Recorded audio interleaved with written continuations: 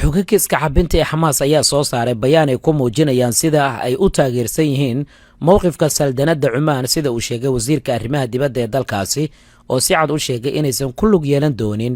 inay ku biiraan heshiiska abraham accord ama ugu yaraan ay qeyb ay ka noqdaan golaha nabadda ee madaxweyne trump war-saxaafadeed xalay ka soo baxay xoogagga iska cabinta ee xamaas ayaa waxay ku tilmaameen mowqifka saldanadda inuu yahay mid sharaf leh waxaana yidhaahdeen waxaan u aragnaa mowqifka mabda'aasi leh inuu ka tarjumayo wacyiga saldanadda cumaan labada dhinacba dowladda iyo dadka ee ku aadan ka qayb qaadashada khatarta mashaariicda caadiyeynta ee loogu talagalay in lagu hareereeyo xuquuqda dadkeenna falastiiniyiinta iyo sidoo kale in lagu xoojiyo awoodda hay-adaha sahyuuniyadda ee gobolka sidaas ayaa lagu yidhi war-saxaafadeedka xoogagga dhaqdhaqaaqu marka war-saxaafadeedku waxay ku yidhaahdeen waxaan ku celinaynaa mar kale baaqeenna ah dhammaan dalalka islaamka inay xiriirka u jiraan hay-adaha sahyuuniyadda oo haysta ajandayaal gardarre iyo isballaarin dhanka gobolka ah iyo sidoo kale in la howlgeliya dhammaan noocyada kala duwan ee taageerada loogu talagalay dadkeenna falastiiniyiinta iyo ujeeddada qaran ee cadaaladda leh arbacadii wasiirka wasaaradda arrimaha dibadda ee dowladda cumaan ayaa waxa uu xaqiijiyey in dowladdiisa aysan marnabo qayb ka noqon doonin in xiriir diblomaasiyadeed ay la samaysay israel sidoo kalena aysan ka qaybgeli doonin golaha nabadda ee madaxweyne trump uu dhisay dowladda cumaan ayaa go'aankan qaadatay kadib markii weeraro kala duwan oo isdabajoog ay kala kulantay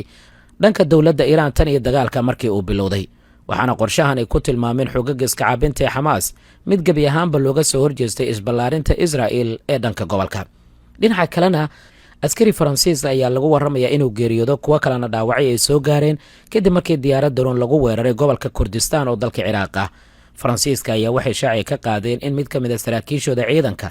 dhaawac weyn uu soo gaaray mid kalena uu geeriyooday kadib markii la weeraray gobolka erbil xalay maqribnimadii kadib markii warbaahinta ay baahisay in saldhig faransiiska halkaasi uu ku leeyaha uu la kulmay weerar aad u xoogan madaxweyne emmanuel macron ayaa shaaca ka qaaday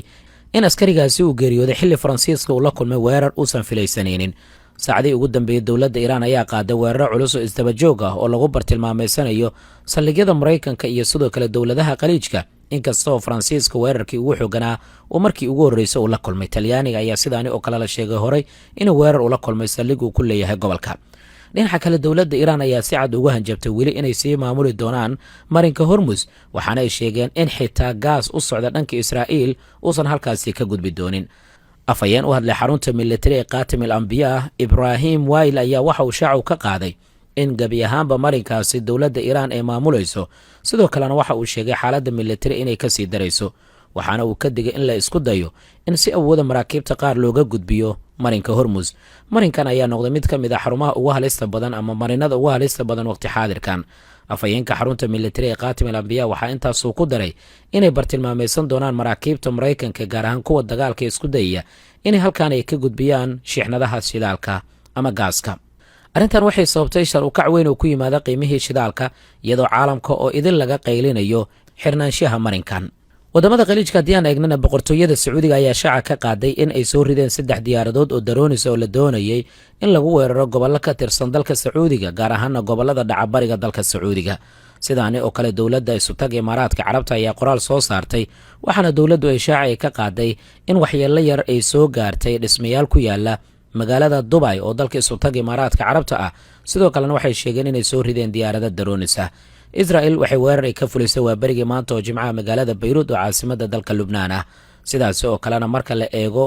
dalalka khaliijka sida Bahrain iyo Kuwait waxay dhankooda sheegeen inay weerar ay la kulmeen magaalada Tehran waa barigii maanta qaraxyo xoogan ayaa laga maqlay sida warbaahintu ay baahinayso gaar ahaan telefishinka Al Jazeera inkastoo faahfaahin dheeraad ah aanan la helin dhanka iyo halka loo yaqaano Galilee ayaa waxa lagu warramayaa ilaa iyo 50 ruux inay dhaawacyo ay soo gaareen kadib markii gantaalle ay ku dhaceen waqooyiga Israel sida ay mas'uuliyiinta baahinayaan dhanka galbeed ee magaalada Tehran sidaas oo kale goordhow gantaalle xoogan ayaa ku dhacay wax walba oo ka soo kordha arrimaha barnaamijyadeena kale ayaan kugula wadaagaya insha Allah like sar muuqaalka la wadaag saaxiibadaada waad mahadsantahay nabadgelyo jimco wanaagsan ramadaan kariim amaana Allah wa salaamu calaykum wa rahmatullaahi wa barakaatuh